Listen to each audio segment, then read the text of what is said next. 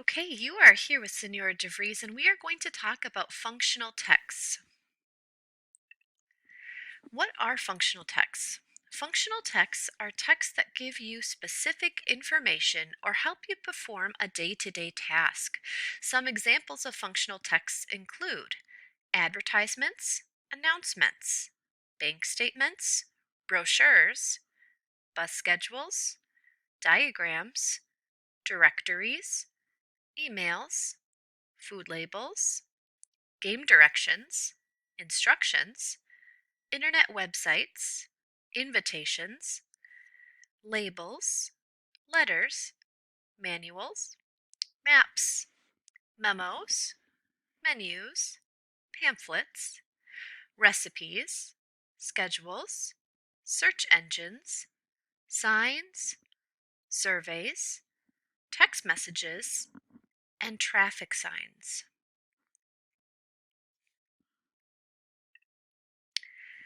So here we have an example of a functional text.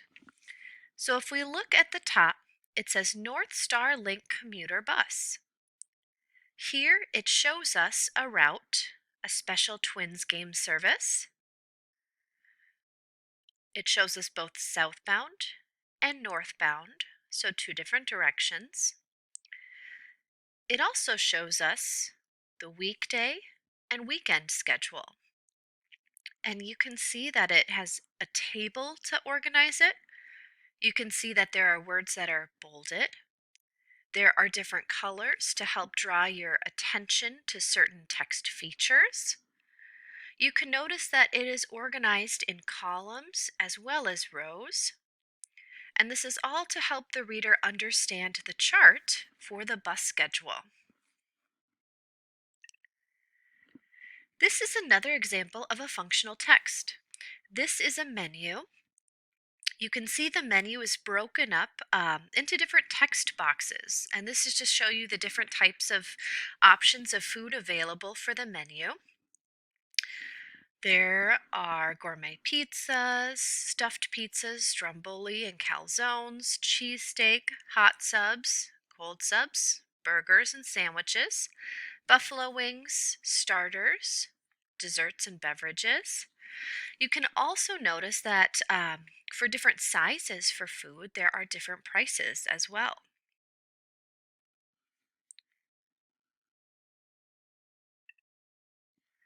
And here we have another example. Here on this page, we have two examples. On our left, we have an example of Google Maps.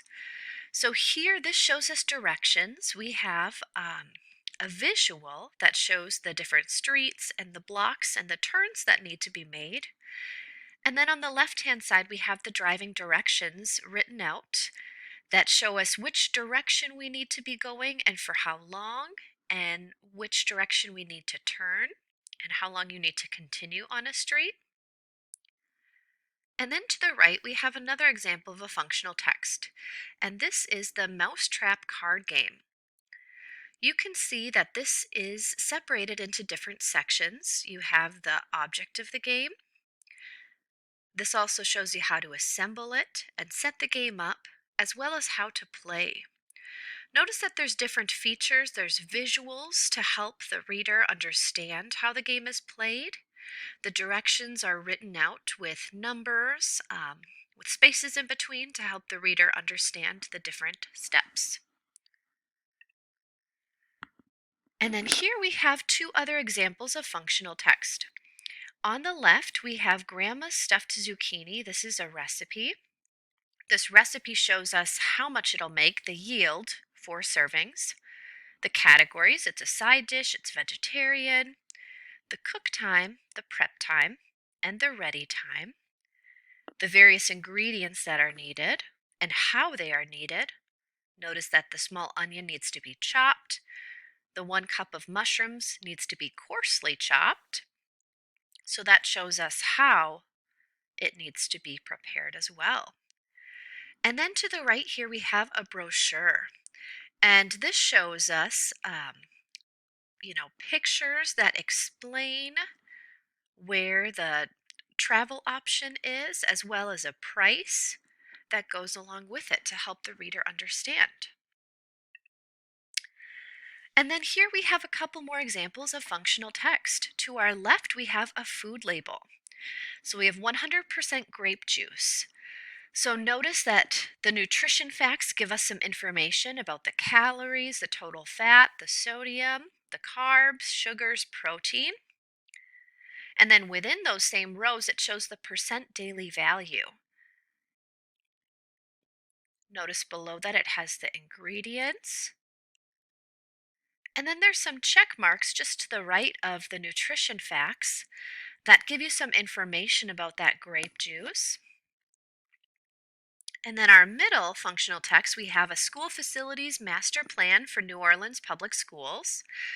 Citywide meeting gives some information. It's the date and the time and the location. Notice the different fonts and how things are bolded. And there's bullet points below that give the reader some more information. And then to our right, we have a sign that says caution, hot surface, do not touch.